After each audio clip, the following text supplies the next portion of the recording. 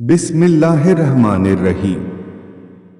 بھولنے کی بیماری کے لیے یہ وظیفہ، جس کو بھول جانے کی شکایت ہو، اسے چاہیے کہ وہ نماز فجر کی ادائیگی کے بعد 99 مرتبہ درود شریف پڑھ کر اپنے سینے پر پھونک مارے۔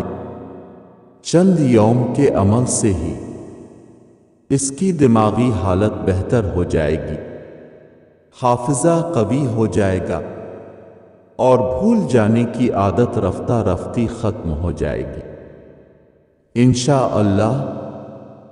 اللهم صل على محمد وعلى آل محمد كما صليت على إبراهيم وعلى آل إبراهيم إنك حميد مجيد۔